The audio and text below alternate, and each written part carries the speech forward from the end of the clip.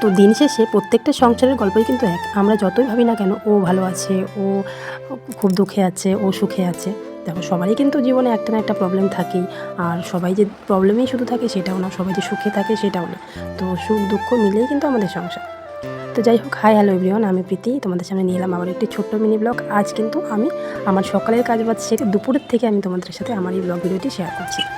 তো আমি তো মেয়েকে সকালে স্কুলে পাঠিয়ে তারপর কিন্তু স্নান টান সেরে পুজো টুজো দিয়ে তারপর চলে এসেছি রান্নাঘরে। তো আজকে রান্না করব ইলিশ মাছ। তো বড়মশাইয়ের অনেক দিন থেকে ইচ্ছে করছে ইলিশ মাছ খাবে। সামনেই তো শ্রাবণ মাস, শ্রাবণ মাসে যেহেতু আমরা বাবার মাথায় জল ঢালি তাই কিন্তু নিরামিষ খাই। তো তাই একটা মাছ তো খাওয়া হবে না, তার জন্যই কিন্তু আজকে ইলিশ ভাপাটা রান্না করব।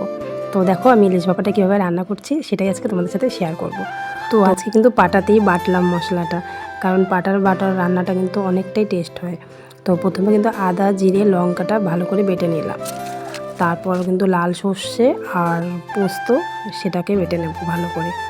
তো এদিকে কিন্তু আমার ভাত হয়ে গেছে, আর এদিকে আমি মশলাটাও বাটাবাটি করে নিচ্ছি ভালো করে। তারপর কিন্তু মশলাটা বাটা হয়ে গেছে, পাটা ধোয়া জলটাও একদম সুন্দর করে ধুয়ে তারপর নিলাম। তো এদিকে কিন্তু আমি মাছগুলোর মধ্যে তেল লবণ হলুদ আর যা মশলাগুলো করেছি সেটা দিয়ে ভালো করে মাখিয়ে নিয়েছি।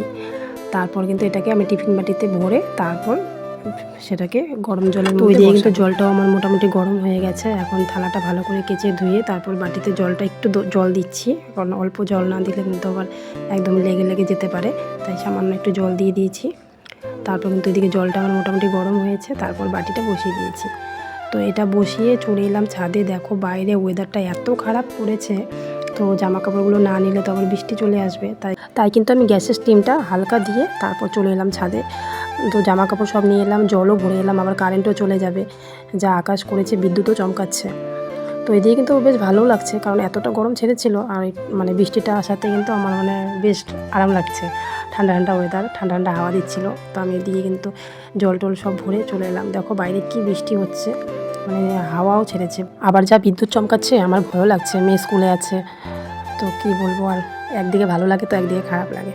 তো আমার রান্নাবান্না কিন্তু কমপ্লিট হয়ে গেছে। আজ কিন্তু বেশি কিছু রান্না করিনি, মেয়ের জন্য ডিম সিদ্ধ করেছি আর ইলিশ মাছ ভাপা আর একটু ওর জন্য ডাল করেছি। তো এদিকে মোটামুটি সব কাজ কমপ্লিট করে এখন মেয়ের জন্য বসলাম। তো মেয়ে আসবে, তারপর ওকে স্নান টান করিয়ে দুপুরে খাওয়া দাওয়া হবে। তো চলো টাটা, আজকের ভিডিওটি এখানে শেষ করলাম।